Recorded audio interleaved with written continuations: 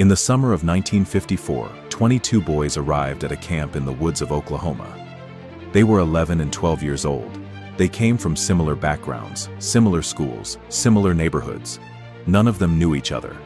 None of them knew they were about to take part in one of the most famous experiments in the history of psychology. Researchers split them into two groups before they ever met. One group called themselves the Eagles, the other called themselves the Rattlers. For the first week, each group lived on opposite sides of the camp, swimming, hiking, building their own little world, completely unaware the other group even existed. Then they found out. Within days, the Eagles were calling the Rattlers cowards. The Rattlers were calling the Eagles cheaters. Flags got torn down.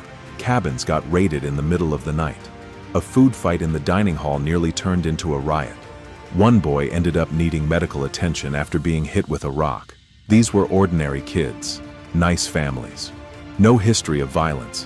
Within roughly a week of meeting strangers their own age, they were ready to come to blows over a flag. Most people hearing that story assume the explanation is simple. Kids are kids. Summer camp gets competitive. Boys will be boys.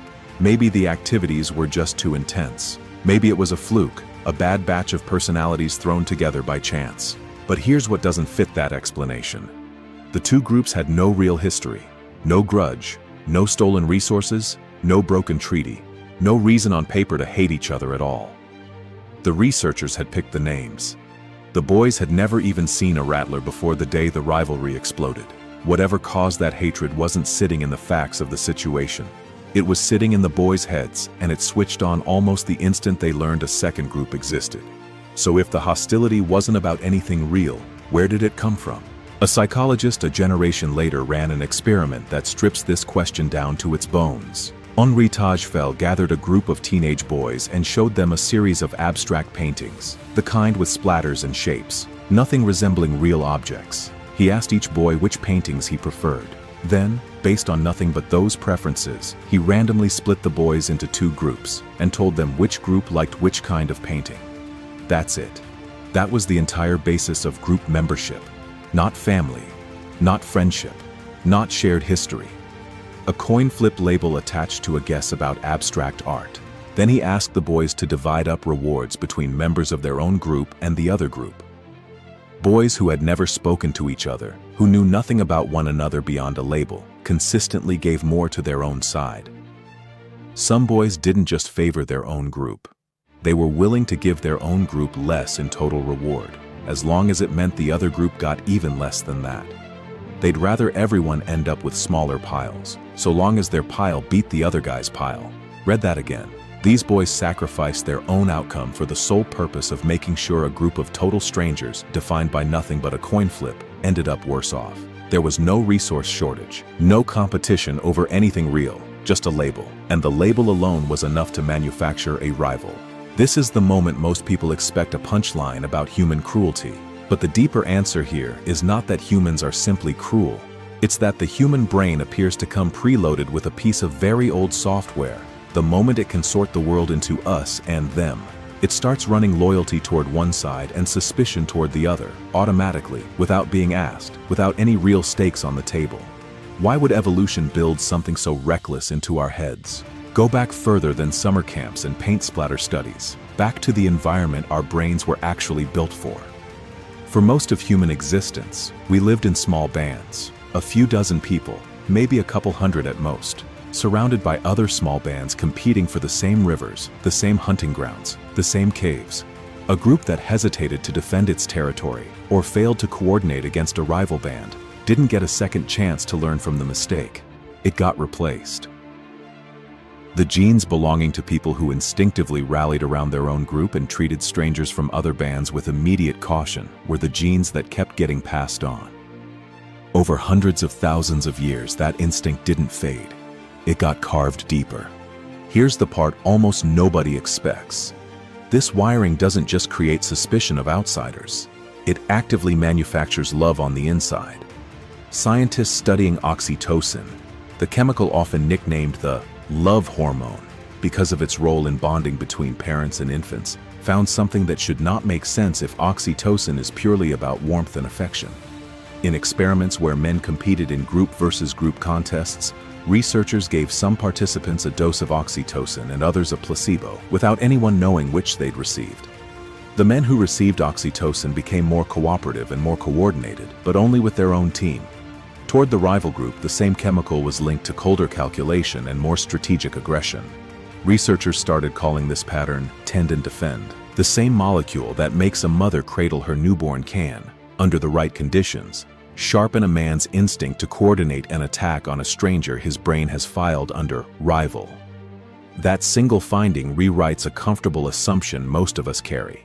We tend to imagine love and hostility as opposites, two ends of a long spectrum, with kindness on one side and cruelty on the other.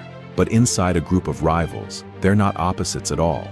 They're the same circuit, lit up from two different angles. The warmth you feel toward your own team and the coldness you feel toward the other one may be running off the exact same fuel. This is where the story stops being about boys at a 1950s summer camp and starts being about every single one of us, right now. Think about the last time you felt that particular charge. The one that comes from watching your side lose an argument online to the other side. Notice how fast loyalty shows up, how automatically you start rooting for your team's point, even on topics you knew almost nothing about an hour earlier. Notice how easy it is to assume the worst about a stranger the instant you learn which side of a debate they're standing on. That feeling isn't really about the argument. The argument is often almost beside the point. What's actually firing is a few 100,000-year-old circuit that evolved to ask one question, fast. Which group is mine, and who's the threat? Modern life just keeps feeding that circuit new flags to plant. And once you see the pattern, you start noticing how often it gets used on purpose. Political movements that struggle to define a clear policy rarely struggle to define an enemy. Online platforms that can't make you stay for the facts have learned they can make you stay for the fight. An entire economy of attention has been built on a discovery that should unsettle us. You don't need real stakes to manufacture group loyalty. You barely even need a real disagreement. You just need a label, a flag, a jersey, a hashtag, anything that lets the brain sort the room into us and them.